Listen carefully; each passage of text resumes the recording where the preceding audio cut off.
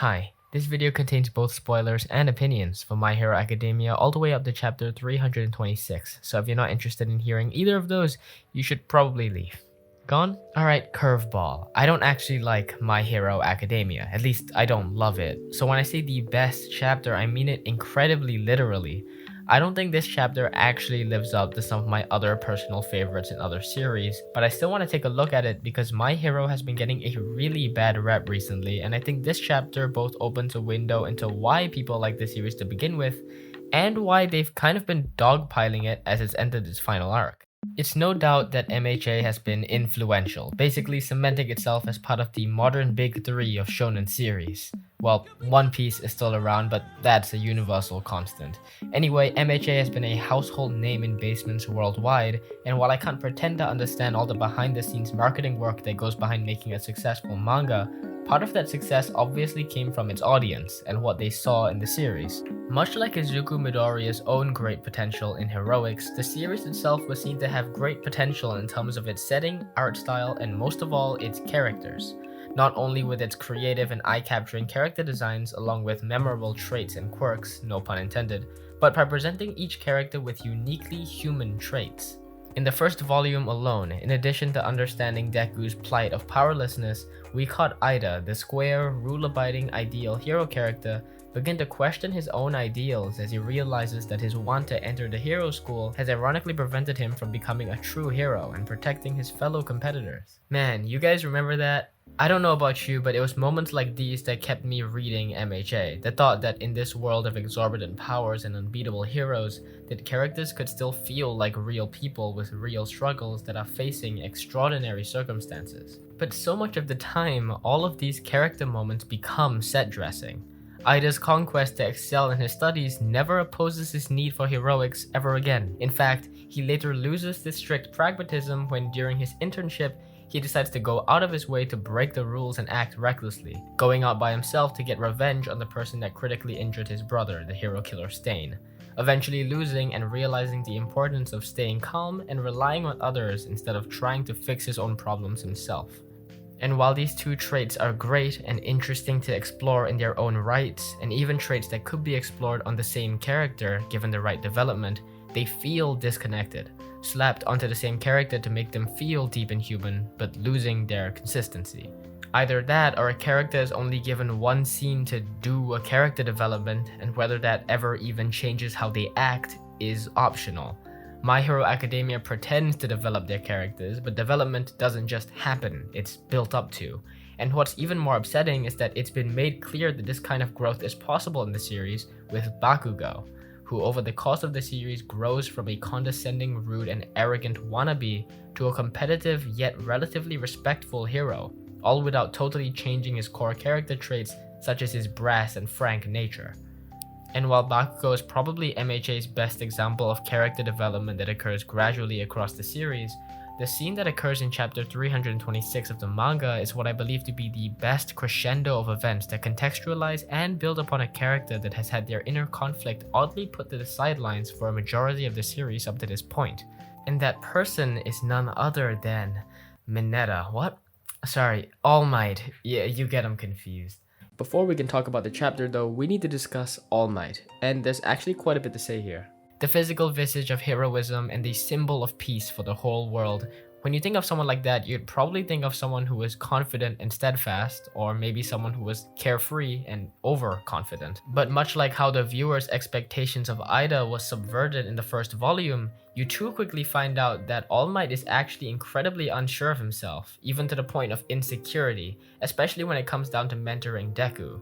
The bravado that exudes from him isn't a result of his success, but instead his way of coping with it. The symbol of peace can't be someone who is unsure of themselves. I mean, his catchphrase is, "I am here," a declaration of his own assuredness, and am I looking too deep into the kid's comic? Alright, you get the point. All Might felt that his immense power required him to become the symbol of peace, a figure so deeply respected by the public and feared by criminals and villains alike that it ushered in an era of peace where crime rates were at an all-time low and the public's perceptions of heroes were high.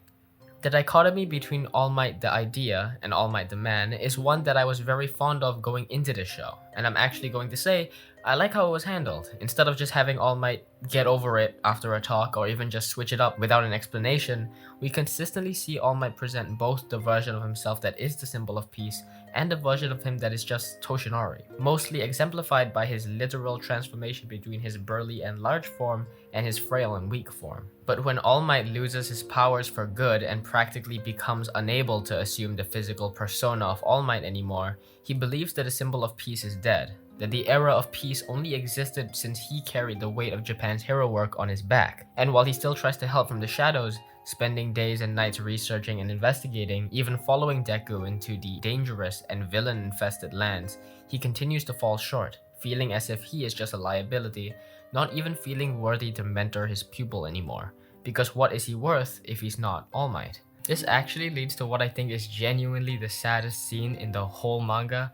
What that says about the series as a whole is up to your interpretation, but this was the only time in the whole series that I actually felt and empathized with a character. As Deku continues forward unendlessly, searching for a lead on All For One, disregarding his own health and well-being in the process, All Might tries to stop him, telling him to eat, but gets flat out told by his pupil that he doesn't need to anymore, that he's grown out of the need of his mentor. And as Deku leaps away, all Might can do is reach out, with all the things he wanted to say to his pupil just at the tip of his tongue. But he falls to the ground, the rice cakes he cooked and brought scattered onto the ground in front of him. This is how you make your readers feel for your characters. All Might's insecurity has been something that's been established since Volume 1, and throughout the series gets worse as his students get endangered time and time again, and he becomes unable to save them, culminating into this moment where we see the symbol of peace lay solemnly on the cold, wet ground. And in the end, there's really only one person who could possibly lift him up, someone who quite possibly might understand the symbol of peace better than even he himself. None other than his greatest fan. Okay, this one is fast, I promise. Just a quick look at his character for any of you that have no idea how you got here and no idea what MHA is at all. Yeah, I don't know how I got here either. Anyway, in a world where heroes have basically become a profession, a social status that anyone skilled or lucky enough can achieve, heroes have become commodified. Their incentive to use their powers for good comes from a place of wealth and recognition. However, with this comes the issue of if people who are doing hero work for the sake of self-interest deserve to be able to brand themselves as heroes and wield their powers so freely. That is the basis of the hero killer Stain's philosophy. Stain believes that All Might is the only true hero, and a mass exodus of quote-unquote false heroes is necessary, and by mass exodus he means killing them. Honestly, it's pretty much as deep as that. I'm not going to sit here and tell you that Stain is an interesting character, because I don't really find him to be one. I don't think his ideology really says anything about the world of MHA. I don't know if that was purposeful on the part of the author to make Stain look more like an insane person, or if they just forgot, but there are very few heroes in MHA that are entirely superficial and only act out of self-interest, unless you want to count like merchandising and advertising, but All Might also did that, so... Nevertheless, Stain takes it upon himself to be judge, jury, and executioner, believing himself an arbiter of what a true hero is and hashing out that punishment himself. It's an interesting philosophy, and while it doesn't really make sense with how the setting portrays itself, a character that believes wholeheartedly in a certain code is genuinely a great character trope, and I think his character is used in a sort of ingenious way in his second appearance in chapter 326. See All Might standing in the center of an urban wasteland, abandoned by its citizens after a catastrophic villain attack, an incident he feels he bears the weight of. He looks down at the scattered remains of a battle fought. Deku's mask, which concealed his face and humanity for so long, now finally lay destroyed on the ground. In the end, it wasn't his mentor that dug him out of his pit of self-neglect, but his friends and peers. He feels he's good for nothing. He looks to see a single statue standing tall in the center of this battlefield. It's of him, though a sign is hung over its shoulder reading, "I am not here." At this point, you're only getting in the way, All Might. What vile blasphemy against a great hero. As Stain appears before him, he recognizes his imminent danger, yet instead of his usual intense optimism, he maintains a calm nihilism. He He accepts his fate immediately, though Stain does not seem to recognize All Might's new, frail appearance. So, gonna kill me? For... No, you're not All Might, you sham. Here upon holy ground you dare to falsely claim the mantle of hero? Who are you really? Why presume to call yourself a hero? Speak! And for the first time, he actually does. He talks about his feelings, why he became a hero, and what he thought the symbol of peace meant. We hear him take an emphasis on his actions, how he had to make the world better, somehow. Stain scorns at him. It's hard to explain, but I feel as if I'm the only one who's become more and more distant from heroism. Stain lurches forward and grabs All Might, hiding behind a chunk of ice as a figure approaches the vandalized statue. She uses her quirk to prop herself up and removes the sign from it. Stain reveals that she does this every day. Convenient timing, but it's MHA, you get used to it. Risking her life out here? And for nothing! Why on earth would she... That woman was the last person All Might saved. In the worst of times, All Might would maintain that grin and devote every fiber of his being to the people. It had nothing to do with powers or quirks. The man we knew as All Might could not live his life any other way. He carved those ideals into his very soul and was lauded for it. Who are you to presume to know the first thing about All Might? No, look upon that woman. The end result, you say? His influence lives on. The flickering ember he left behind is nurtured by those select few who succumb neither to chilling rain nor howling wind, until the ember grows anew into a roaring blaze. The people must not let that fire die out, no matter how undignified the struggle. They must stoke the flame so long as they draw breath. I'm doing my best. You too, okay?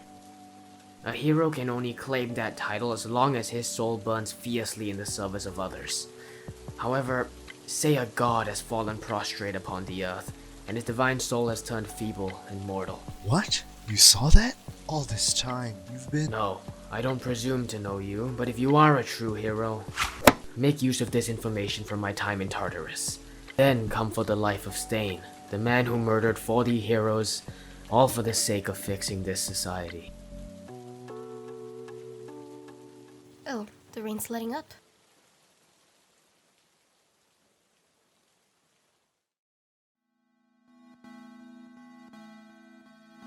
Welcome back. Sorry for the dramatic reading. Call me easily impressed, but I was genuinely impressed by My Hero Academia for pretty much the first time since I started reading.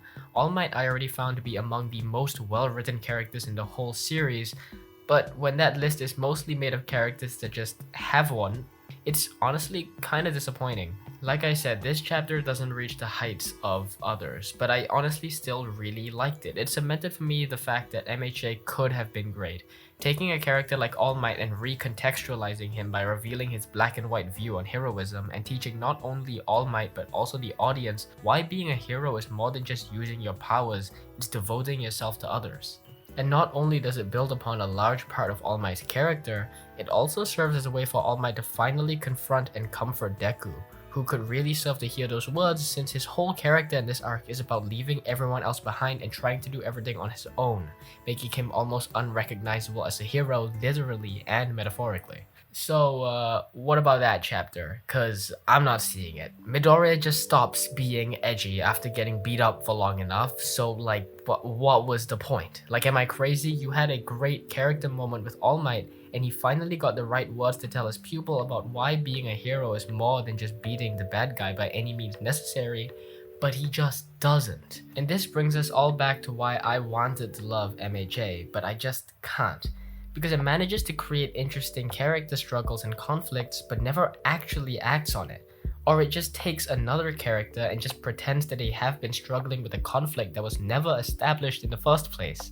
Not that every character requires development and a huge moment like All Might, but MHA tries so hard to make it work by just having developments and moments with no build-up. Siu suddenly finds her frankness rude when she seemed to even take pride in it before. And Uraraka's sort of selfish reason for heroism, that never gets brought up again when it could be a great look into the mind of a hero that actually has something to lose.